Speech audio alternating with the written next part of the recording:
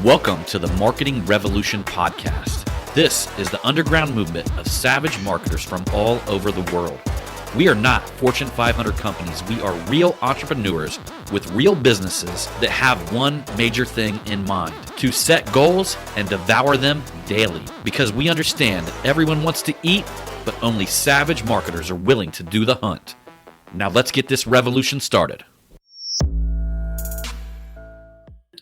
Hey, what's up, everybody? John Hiley here with the Marketing Revolution podcast and the Marketing Savage Facebook group, coming to you today with another live podcast with this awesome woman that I want to introduce to the audience today, and that is Stacy Raske. Stacy, why don't you jump on here and tell us a little bit about this book? Tell us a little bit about why you need to fire that bitch. Oh, are we talking about the book today? We need to talk about We're talking about the book. I love that part about your book of why you need to fire that bitch. And then you also do the inflow CEO, which I love because, it's just a lot of people are really out of flow, I guess you could say, you know what I mean? Especially business owners and people who are stressed to the max and not really living the life of their dreams. They're moving towards a dream, but they're not really living the life of their dreams. And I was recently on your podcast, and I know that we spoke a lot about energy, and it's very interesting to see and to hear that a lot of the things that we teach our inner circle and the things that we teach our clients, it's a lot alike. I mean, maybe we use some different language and things like that. But real knows real. And we were quickly able to correlate just about, all the energy stuff and everything that we put together, and really able to align, our core beliefs and things like that with our coaching and all that kind of stuff. So it's going to be very, very interesting on this podcast. I want to hear about you, get to know you a little bit more, like where you started, because obviously I'm the one that talked on the entire our last podcast. But tell us a little bit about yourself, where you started. Let's just start with your story.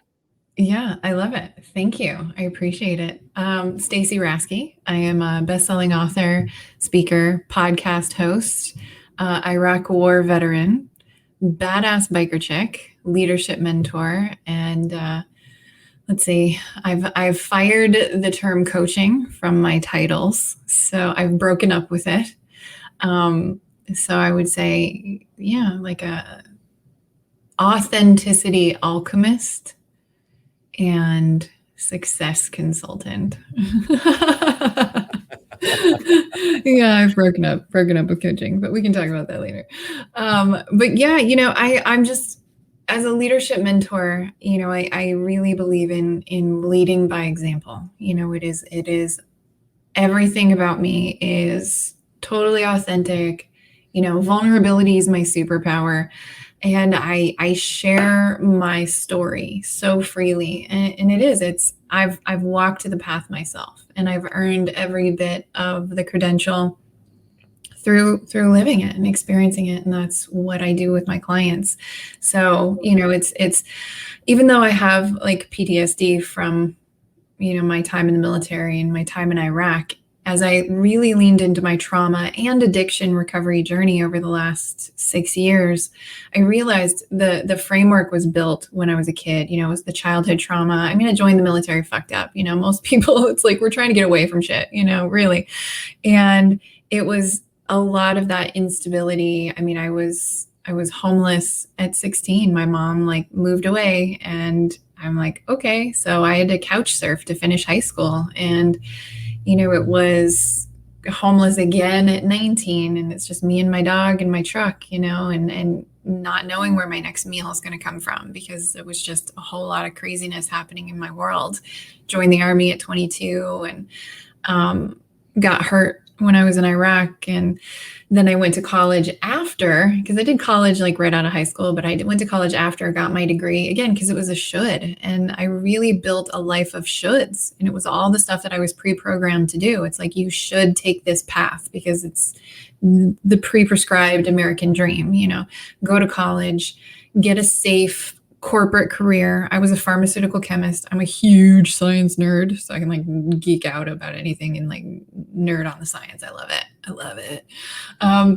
And so I have the safe job with the good pay and the benefits, and I'm married and buy the house and the nice cars and just like build the whole life. And that dream life was a prison.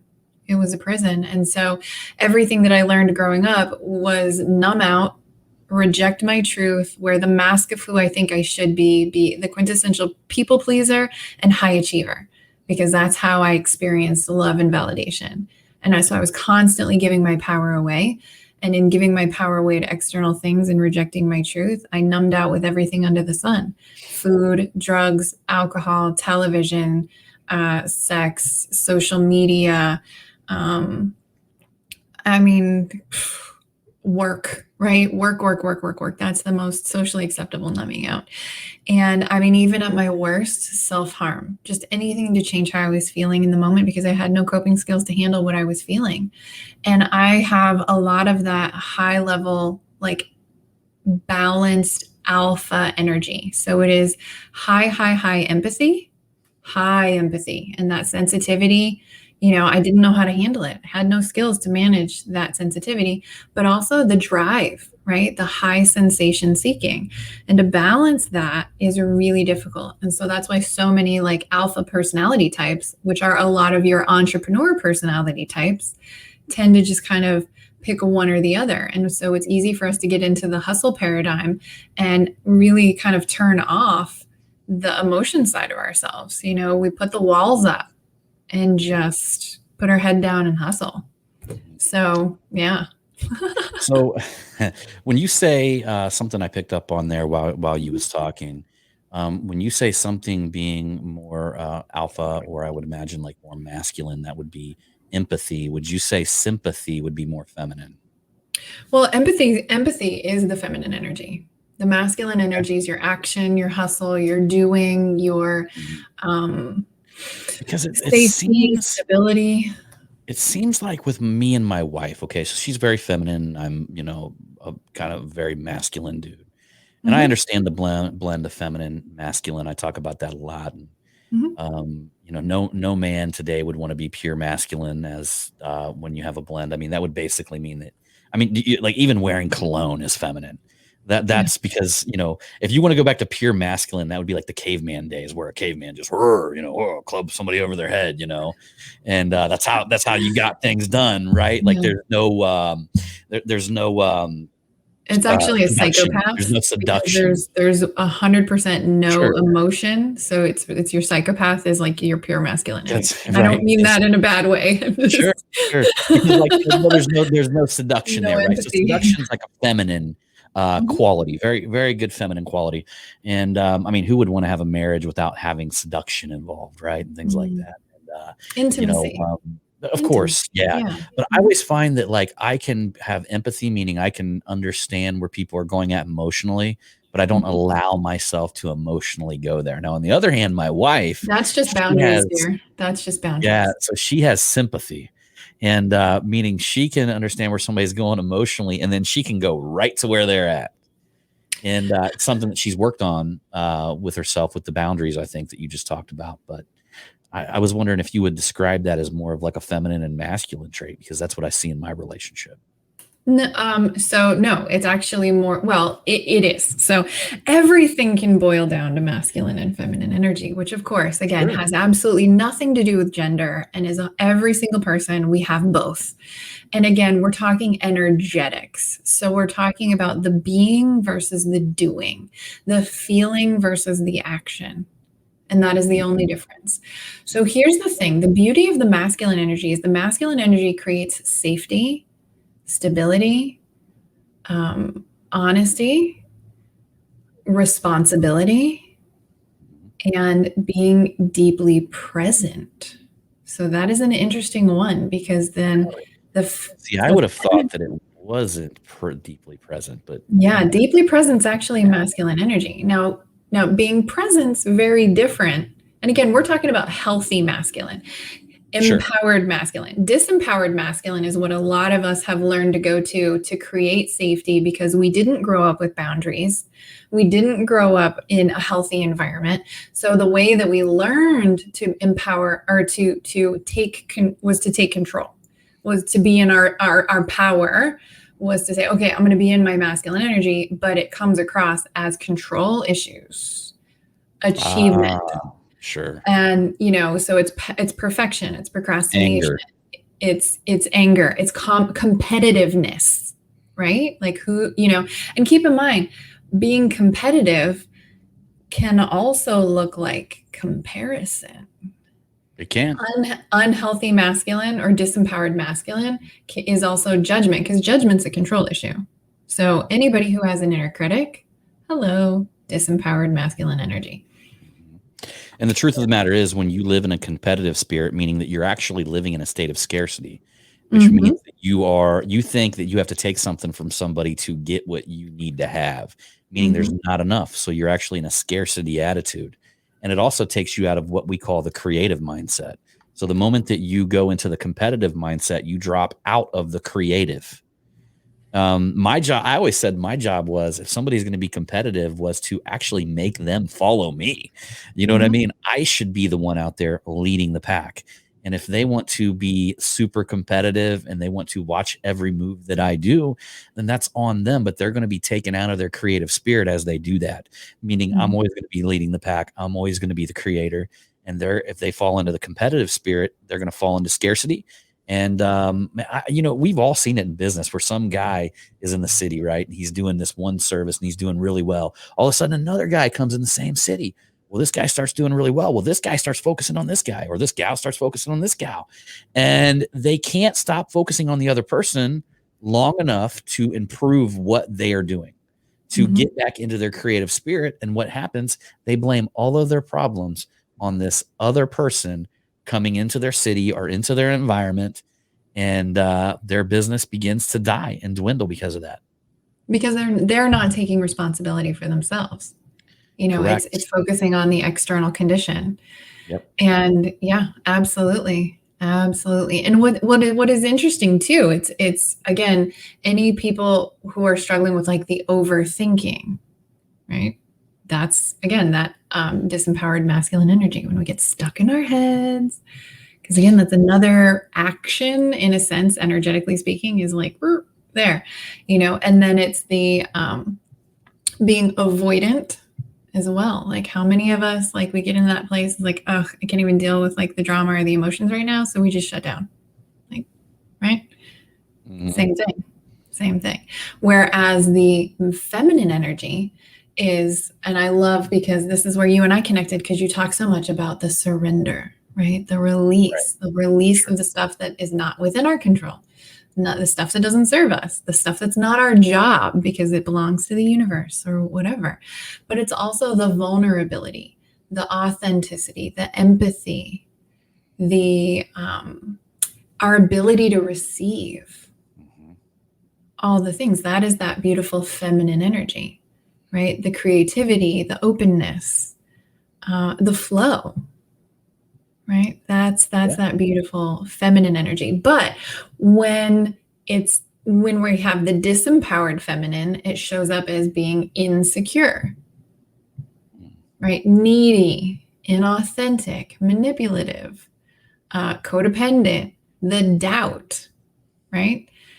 And so thinking about how many of us are working through to be better with our mindset, our confidence. If we are struggling with confidence, confidence is empowered masculine. Sure. Trust is empowered feminine, right? So it's really huge. The compassion, the empathy is the empowered feminine, like all of that. And we've got to have both to be able to really be an influential leader, to be an amazing partner. And you have to have that. So what you were talking about with the example between you and your wife is just boundaries. Sure. And having energetic boundaries to say, okay, and I use this example all the time, right? Like, I have a very high sensitivity, very high empathy, and I'm very energetically sensitive, very intuitive. However, I used to fall into the old empathy trap where, in order for me to believe that I could empathize with someone else's emotion, I had to go down to their level and experience the emotions and be at the same energy level. Like I had to go down there and be like, oh, I'm sad with you, right? Sure. Like I've got to go there. And instead of me holding space and saying, wow, I can feel your feelings, I can empathize with you, I can see you, feel you, and at the same time I can hold space for you and be really anchored in my energy.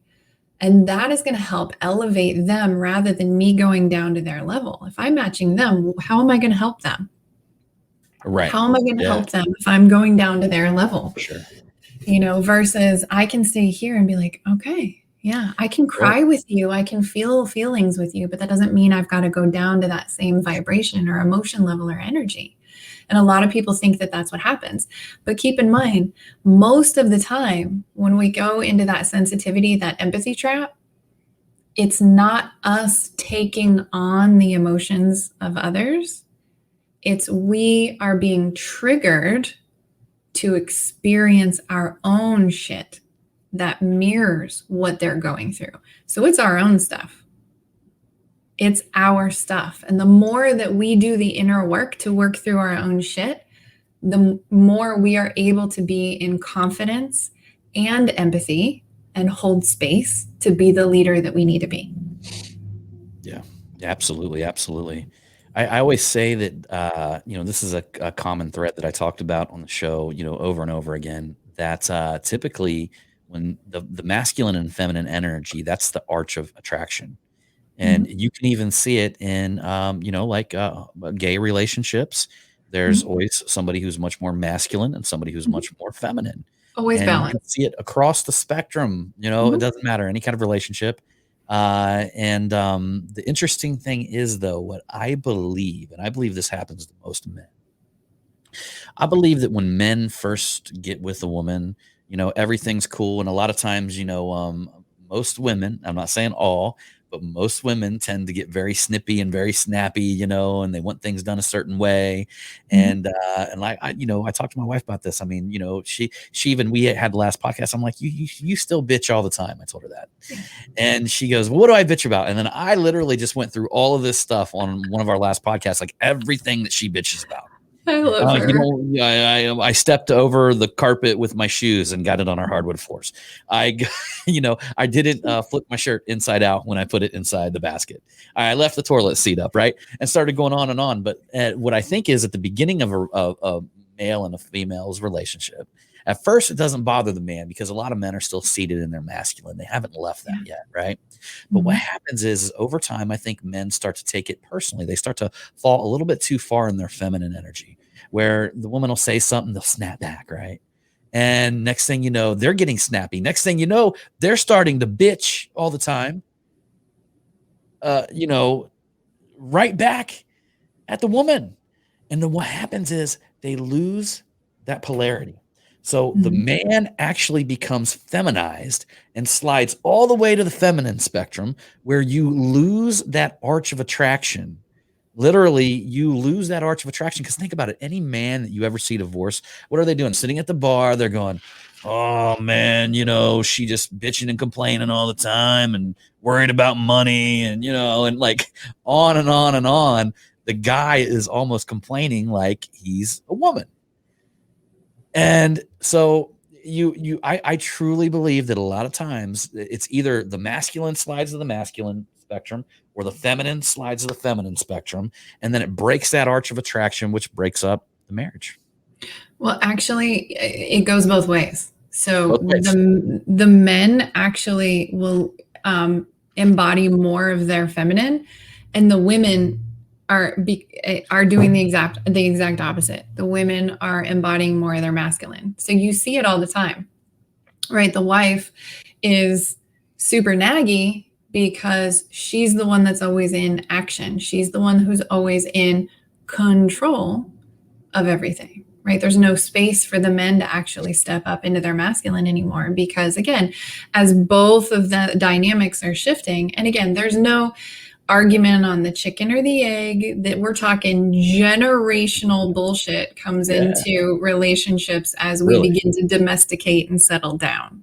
It really So does. there's a lot of those paradigms playing out. And that's why so many people, no matter how hard they try, end up doing the exact same relationship of their fucking parents when they get married and they start settling down.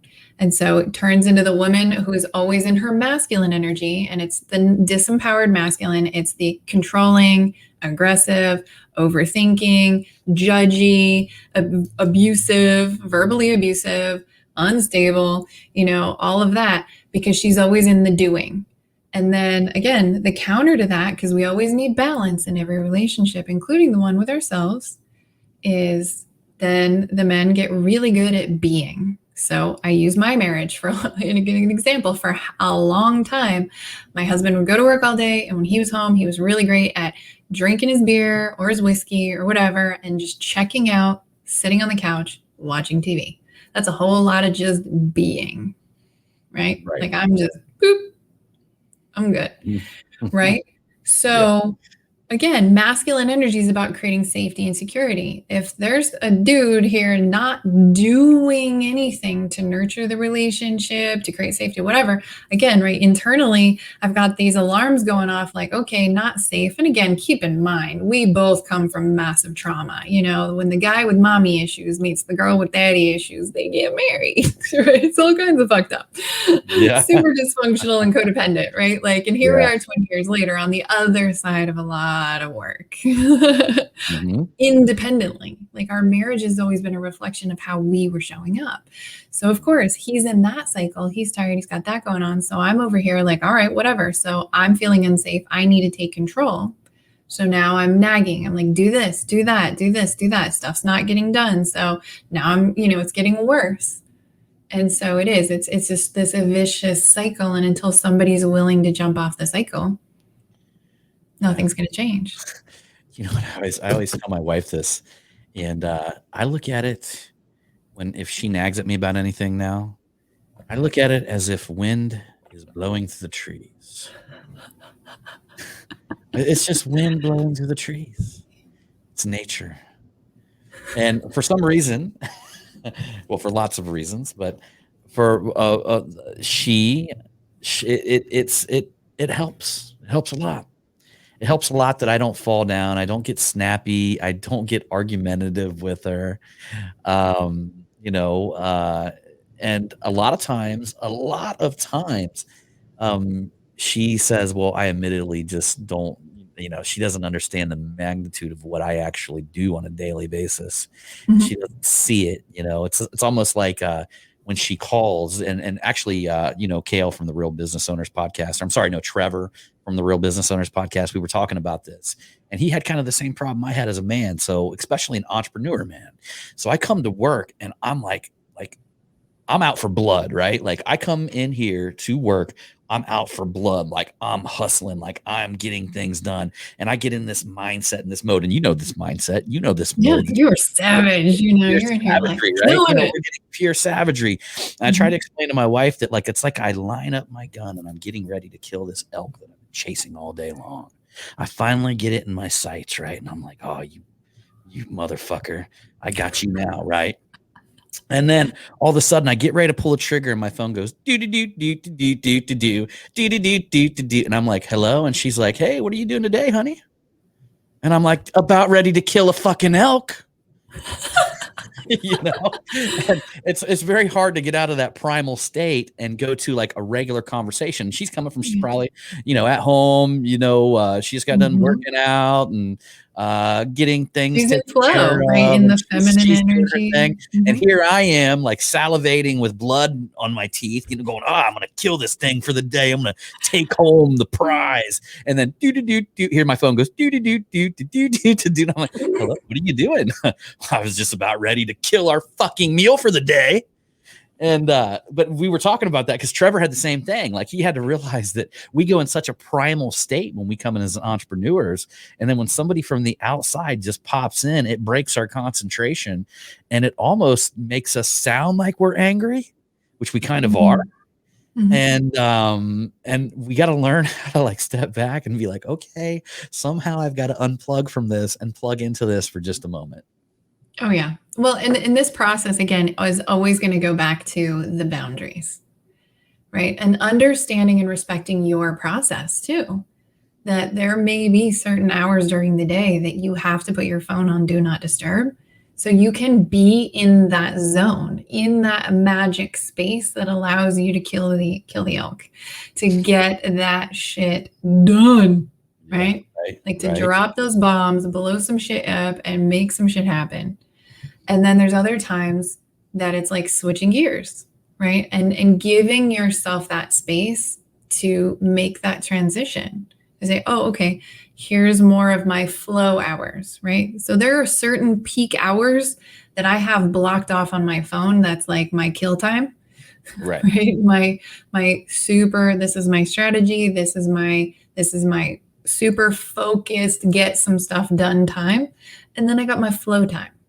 Right. So I've had to learn how to work with myself, not against myself. Right. Because again, a lot of these people have, you're entrepreneurs, right? We've got that entrepreneur personality type. So we've got ADD. There's a lot that can get us, we can easily hyper focus, and then we can be crazy distraction squirrel, shiny object all over the place. Right. So again, it's working with ourselves and preparing for that. So, it's kind of creating limited distractions.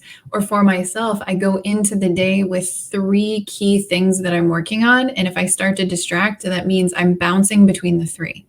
I love my Pomodoro timer. That helps immensely, but I have to take those breaks too. So sometimes that's also a sign you're not taking breaks enough if you're going too intense, that you're not building the habit of being able to like back out of it a little bit. So yeah, that's what happens to me during sales, especially. Anytime we have a sale or a product launch, like she already knows, like don't talk to me for like a week.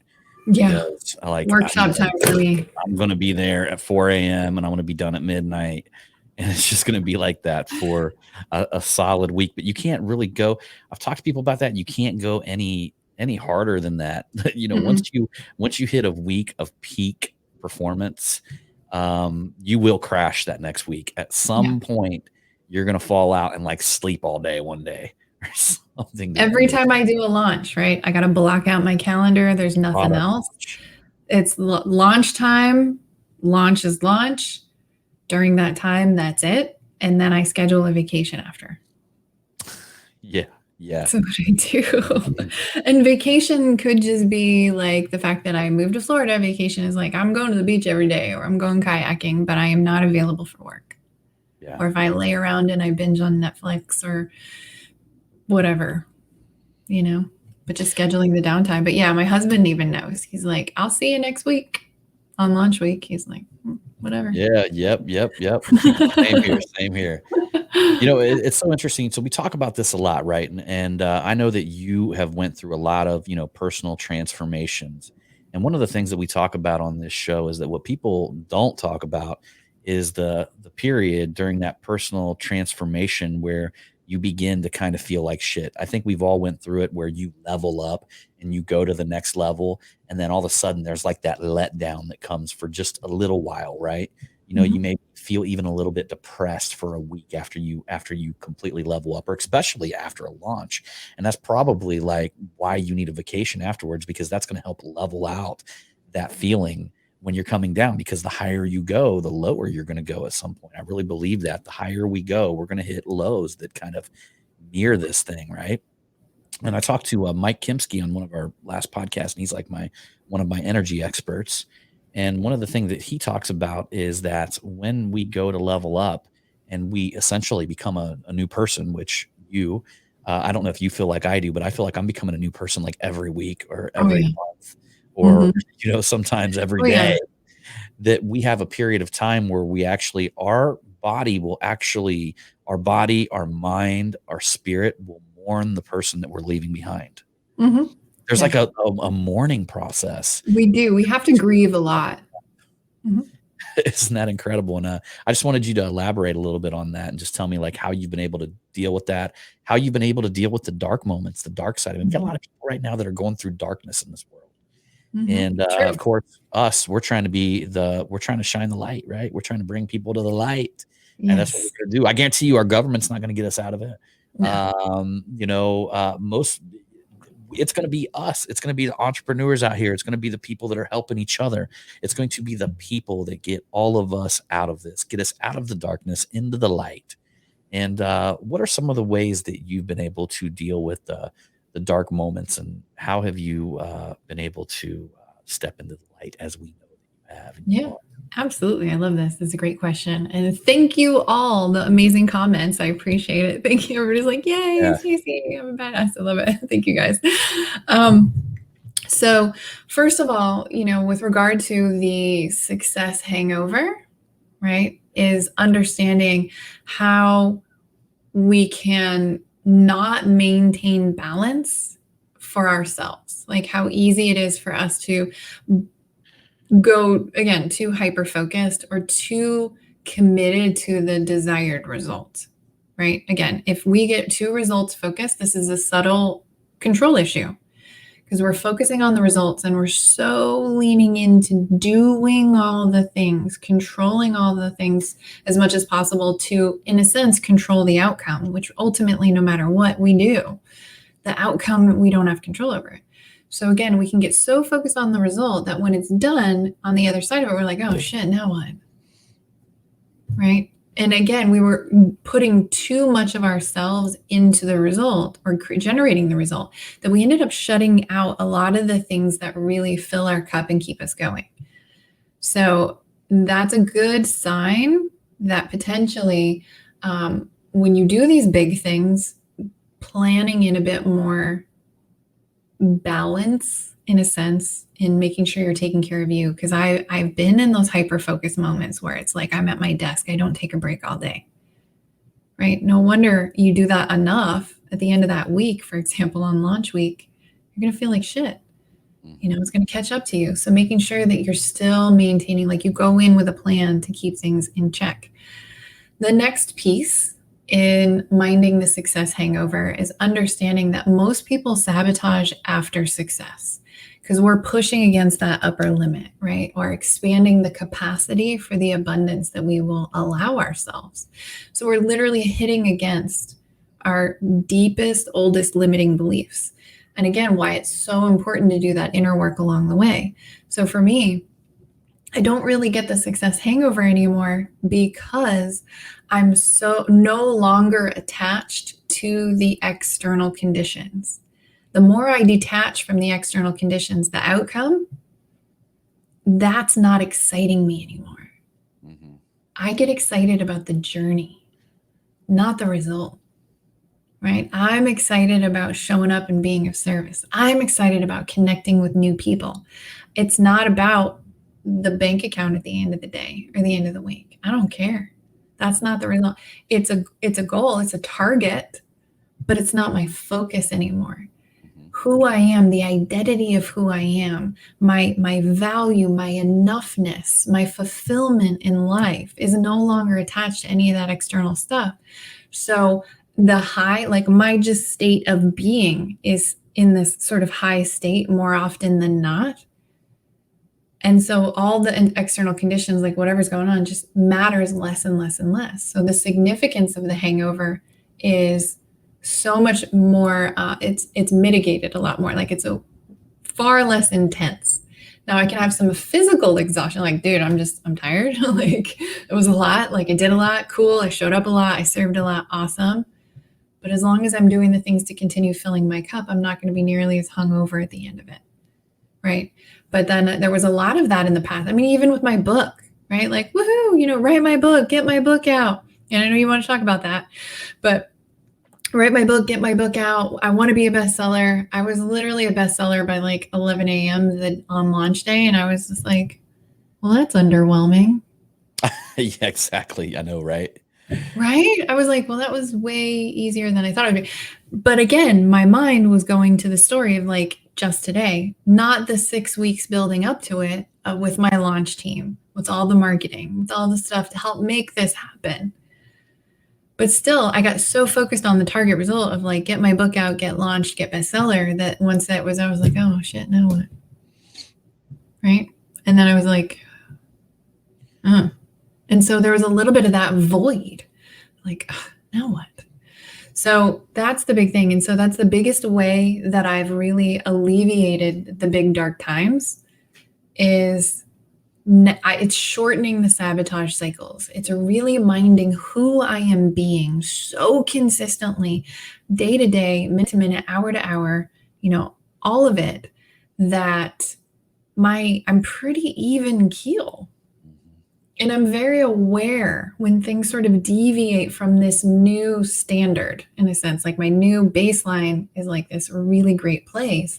And when I start to deviate from that, I'm an observer of it. I'm like, oh, isn't that interesting? I'm kind of like feeling some feels right now, or I got some shit coming up or whatever. Like, oh, that's triggering. But I don't do it from a place of judgment. I just observe. And I'm like, oh, isn't that interesting? And then I just use some different tools. It's journaling, it's release techniques, it's just all the different things. And it's a lot of the stuff that I talk about in my book, because that's that voice, that inner bitch is the inner critic that we all have. And it's not our voice. It's something we learned along the way from, parents working with the toolkit they had. They're working with the toolkit they had. It's a lot of generational stuff. We got social, we got cultural, there's gender, there's race, there's sexual orientation, there's like all these different things coming in, right? And it creates that inner critic. And ultimately through the course of the book, Be a Boss and Fire That Bitch, it's quieting your inner critic and finally believing you're good enough. And you're not really firing the voice. You're just transforming your relationship with it to where you're making friends. And that's the big thing is my darkness. I've embraced all of it. There's nothing within me that I reject or judge anymore. For the most part, we all have our moments, that's reality. Yeah. But for the most part, like I embrace all of it. And so I have no ammo against myself anymore, because that's where the ammunition comes from. Mm-hmm. Like if you remove the ammunition, it's just like you having an argument from somebody else, right? Think about 8 Mile, right? Eminem going up. He's like, well, I'm going to take all the ammunition you got, right? If you do the same thing with your inner critic, because you learn to love and embrace yourself as whole, there's nothing left for those shitty times. I love it. Something, I had a pastor from a mega church come in here. It was it was about a year ago. He came in here, I met him, talked to him, and we were talking. And one of the things that he actually brought up, he said, even we started talking success. I started talking my language, he started talking his language. And one of the interesting things he said about that inner critic is that he said, even back at the beginning of the book, the beginning of the Bible, with Adam and Eve, when God came into the Garden of Eve, and Adam and Eve were hiding. And God said, where are you, Adam and Eve? And they're like, we're naked. What do you mean where we're at, right? We're naked, okay? We can't be walking around naked. And God didn't say like, no, you're not. He didn't say anything like that. He said, who told you that? Oh. Yeah. He said, who told you that? He didn't say, no, you're not, or try to convince them that they weren't. The very first thing he said was, who told you that? Because that's the negative voice inside of our head that he was basically saying that doesn't come from God. Mm-hmm. That does not come from me. Who told you that, right? That does not come from me. That is not part of you. That'd be almost like if my dog came up one day and like somehow told me they were naked. I'm like, who the hell told you that? You're not naked. Right. You got fur all over you. Of course I can. You're not naked. And like, who told you that? Right. So very interesting that critic, that judge that's inside of our head, I believe is 100% separated from who we were truly meant to be, where we were truly meant to stand. In fact, I got to the point where I've studied multiple religions. I spent a lot of time in deep meditation. And I've told people like this podcast is for the Muslim, for the atheist, for the universe person, for the God, the Christian, whoever, right? I accept each and every one of you. just like my brothers and sisters. And I'm not really the model churchgoer, and nobody would ever think that I was the model church. If you ask any, I'm just not that person, right?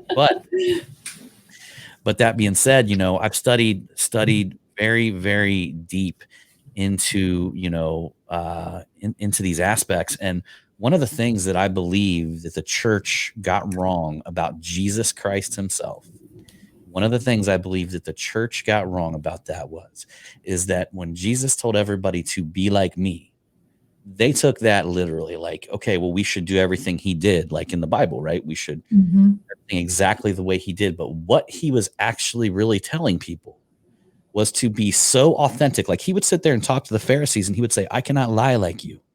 Mm-hmm. Sorry, I've got to tell you exactly the way it is and exactly the way I feel. Because when they talk about him being a man who never sinned, if you go back to the original version of sin, the Hebrew text, it was to turn away from yourself or to miss the mark, meaning that you are doing and you are being inauthentic. You are not being true to yourself. So I had this big revelation, and believe me, like, again, I'm not a churchgoer, but I would study, and I had this big revelation. I'm like, oh my God, they've all got it wrong. And I'm like, Jesus was telling us to be who we are. Like, stand in your truth, be authentic. And, if I went over to the Catholic church right across the street and, they have like their gambling events and stuff like that, which I'm not a gambler, so I don't go. I probably would. But what if I just grabbed a cord and like whipped everybody out of there? You know what I mean? Flipped over some tables, beat some donkeys. I mean, I would go to jail and I'd feel horrible about it. But Jesus didn't. Jesus went in there attack mode. He's like, get out of my Father's house, bitches. And started whipping people around with a cord. And I'm like, it wasn't a sin to him because it was exactly what he felt at the time. And he felt he was defending his Father's home. And so all this dawned on me, and I'm like, oh my God, all these people are pretending like they're doing it wrong. They're doing it wrong. And I believe that it shows in the world, and it shows that how many people are very repulsed from just that message in general. Because it's being taught, it's being communicated wrong. I 100% believe that it's in line with the things that we're talking about, much, much more than most preachers are talking about at the pulpit. So true, right? It is. It's, I mean, spending a lifetime fitting into someone else's box, someone else's, wearing a mask of who we should be based on what everyone else is telling you. And, like I said at the beginning with my story, spending a lifetime rejecting my truth. It was even my first 3 years in business. It was a lot of the, what I should be talking about on social media, what I should be sharing. Even the niche of my business at the beginning was just like a should. Like, oh, okay, I lost 100 pounds. That's an easy sell. So let me be a health coach. Right? Yeah. I hated it. I hated it. Yeah, no, I get it. If you look at my profile, like right below, I don't even know what they call that on Facebook, right before like, the little description, it says that I am trying to break like 1 million entrepreneurs and save them from the shackles of conformity. I love it. And because I truly believe in self-actualization. I believe that most of our problems that we have, we should be working on ourselves instead of thinking or blaming them on somebody else. Like I tell the men and the women that listen to this podcast, like, hey, if you got a problem with your significant other, what I would tell you to do is go home and work on yourself. Yeah. How are you showing up? Who are you bringing to the relationship? It's easy to point fingers at the other person, but I'll tell you, they're 100% a mirror of you. Yep. And if you don't love, like, see, that's the one thing that I felt this was like one of the biggest compliments I believe that my wife has ever given me. And she gives me a lot of compliments. So, she's a sweet person, but one of the biggest compliments that she's ever given me is that you've never tried to change me. You've never said a word about anything that I've ever done, who I've been. You've looked at it, you've accepted it, and you've never, ever tried to change me. And the reason why I consider that as a compliment, because then that means that I really love her for who she is. And I think a lot of us get this idea that we need to go change somebody else. And the truth of the matter is that if you've got to change somebody, then you probably really don't love who they are. Or you're not focusing on the right things. You're not focusing on loving who they are, right? Mhm.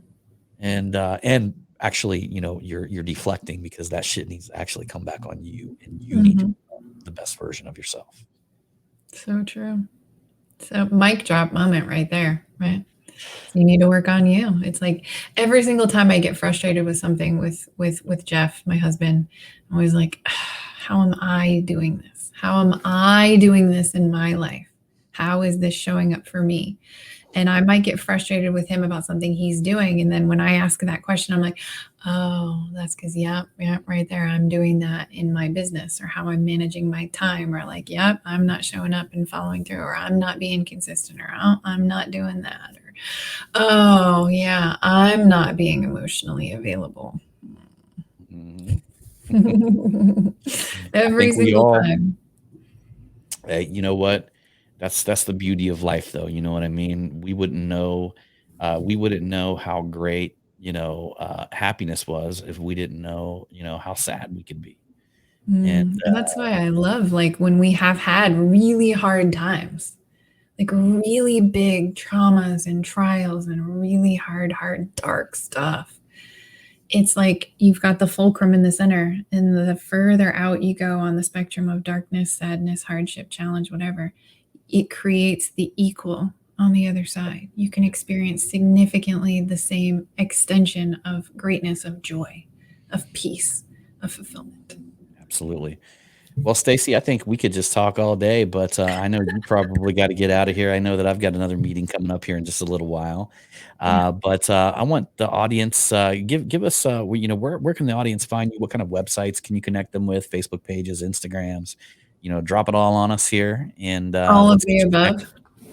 Yeah, all of the above. Right. All of the above.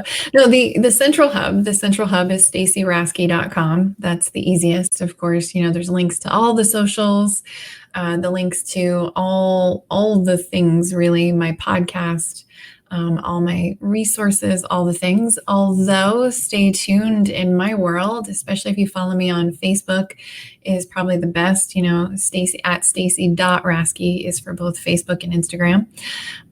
Because my app is about to be released, and it's like the central hub of everything: my YouTube channel, my podcast, all my free resources, the membership, the chat, all the events coming up. I mean, everything. It's just the central hub, and it's free. So the influential app. Yeah.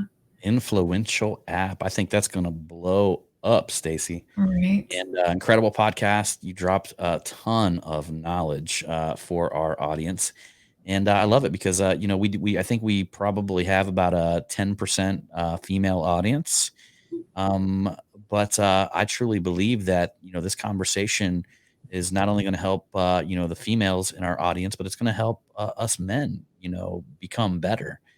And it was awesome having you on the podcast, confirming a lot of the things that all of us have to deal with, a lot of things that for the longest time I think a lot of people are very confused, and you never know, maybe we saved a relationship on this podcast. Oh, yeah, that'd be awesome. We should do that. Yeah. We should do like a monthly relationship panel. Just I talk about marriage for entrepreneurs. I Marriage literally mindset. I literally had a guy call me one time, and he goes, "Hey, dude, I just want to let you know that you were you were talking pretty much the same relationship advice I was talking about on here about the polarity and all that kind of stuff." Mhm. And apparently he was sitting behind me at a bar, and I was turned around talking to a group of dudes, and he's like, "Dude, like this is like a year ago, and it was like you were talking to me. Like but you weren't talking to me. You were talking to another group of people, but I was listening to every word, and I was about ready to get a divorce with my wife and all this kind of stuff, and it made me reflect." So these podcasts and things like that, messages like this, man, they're huge, huge, big impact for the audience out there. So I really appreciate having you along on this Marketing Revolution podcast. And head on over to it would be stacyraske.com. Mhm. Check her out. Get ready for the app. We'll definitely be sharing the app inside of the Marketing Savage group. And other than that, y'all, we appreciate you. And as usual, I'm going to see you on that next one.